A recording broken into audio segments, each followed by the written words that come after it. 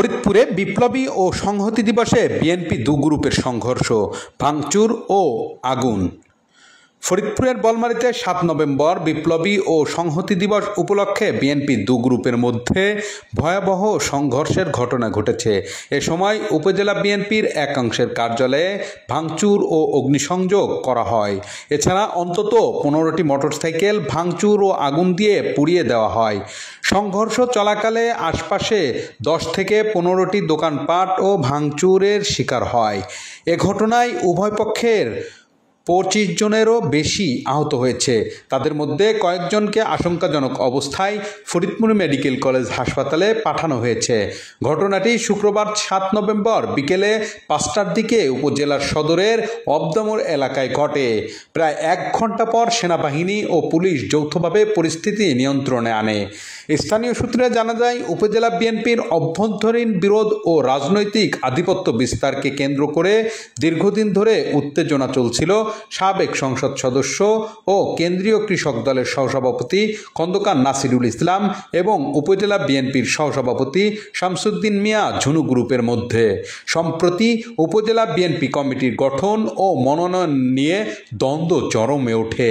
বিপ্লবী এ সংহতি দিবস উপলক্ষে দু গ্রুপই পৃথক র্যালি ও সমাবেশের আয়োজন করে। একদল অবদামোরের কাজী হারুন শপিং কমপ্লেক্সে অবস্থিত উপজেলা বিএনপির কার্যালয়ের সামনে কর্মসূচি নেয়। অন্য দল চৌরাস্তা এলাকায় সমাবেশের আয়োজন করে। বিকেলে দুপক্ষের নেতাকর্মীরা যখন এলাকায় জড়ো হচ্ছিল, তখন উভয় পক্ষের মধ্যে উত্তেজনা ছড়িয়ে পড়ে। এক পর্যায়ে ধাওয়া পাল্টা ধাওয়া, ইটপাটকেল নিক্ষেপ ও হামলার ঘটনা ঘটে। বিকেল 4:30টার দিকে খন্দকার নাসিরুল ইসলামের সমর্থকরা লাঠিসোঁটা, দেশীয় অস্ত্র ও ইটপাটকেল নিয়ে অবদামোর এলাকায় ঝুনু সমর্থিত কার্যালয়ে হামলা চালিয়ে ভাঙচুর ও অগ্নিসংযোগ করে। এ সময় বিক্ষুব্ধরা আশপাশে ৮ থেকে ১০টি দোকান ভাঙচুর করে এবং ১৫টি মোটরসাইকেলে আগুন ধরিয়ে দেয়। প্রায় ১ ঘন্টা ধরে চলা এ ধ্বংসযজ্ঞে এলাকায় আতঙ্ক ছড়িয়ে পড়ে। অনেকে অফিস ও দোকানে অবরুদ্ধ হয়ে পড়েন, অনেকেই প্রাণ বাঁচাতে দৌড়ে পালান।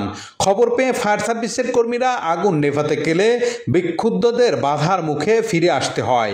পরে সন্ধ্যা ৫:৩০টার দিকে সেনাবাহিনী ও পুলিশের যৌথ দল এসে পরিস্থিতি নিয়ন্ত্রণে আনে। আহতদের মধ্যে রয়েছে উপজেলা যুবদলের আহ্বায়ক মিনহাজুর রহমান লিপন, লিয়াকত মোল্লা, রফিকুল ইসলাম টিটু, জব্বার, ইমদাদুল হক, লাবলু সহ অন্তত ২৫ জন। উপজেলা স্বাস্থ্য কমপ্লেক্সের মেডিকেল অফিসার ডাক্তার আবদুল্লাহ আল মাসুম বলেন, হাসপাতালে ৭ জন আহত অবস্থায় ভর্তি হয়েছে। এর মধ্যে ৩ জনের অবস্থা আশঙ্কাজনক। তাদের ফরিদপুর মেডিকেল কলেজ হাসপাতালে পাঠানো হয়েছে। উপজেলা বিএনপির সহসভাপতি শামসুদ্দিন মিয়া ঝুনুর অভিযোগ করে বলেন, ৭ই নভেম্বর ঐতিহাসিক বিপ্লব ও সংহতি দিবস আমরা আজকে শান্তিপূর্ণভাবে আমাদের বলমারী থানার সমস্ত ইউনিয়নের নেতৃবৃন্দ এবং পৌরসভার নেতৃবৃন্দ, যুবদল, ছাত্রদলকে নিয়ে আমরা উদযাপন করছি। এটা আমাদের জাতীয় এবং দলীয় প্রোগ্রাম। হঠাৎ করে নাসির গ্রুপ সন্ত্রাসী বাহিনী মোহাম্মদপুর থেকে, আমাদের পার্শ্ববর্তী থানা মোহাম্মদপুর থেকে ভাড়াটিয়া গুন্ডা বাহিনীকে এনে আগ্নেয়াস্ত্র, রামদাও, ডাল, সরকি এনে, ইটপাটকেল এনে আমাদের সকলকে হামলা করে অফিসকে ভাঙচুর করে, অফিসে অগ্নিসংযোগ করে এবং বাজারে অনেক জায়গায় ভাঙচুর করে এবং আমাদের সমস্ত মোটরসাইকেল, সাংবাদিক ভাইদের মোটরসাইকেল সহ আমাদের সমস্ত মোটরসাইকেল জ্বালিয়ে পুড়িয়ে দেয় এবং আমাদের অনেক নেতাকর্মীকে আহত করে, কুপিয়ে আহত করে, জখম করে। আমরা গভীর নিন্দা ও ক্ষোভ জানাচ্ছি। আমরা জানি না কেন নাসির গ্রুপদের বিভিন্ন সময় আমাদের উপরের নেতৃবৃন্দ, অরিজিনাল জাতীয়তাবাদী ছাত্রদল এবং যুবদল এবং অরিজিনাল বিএনপিকে বারবার আহত এবং হামলা করা হচ্ছে। এর জবাব চাচ্ছি আমাদের জেলার নেতৃবৃন্দর কাছে।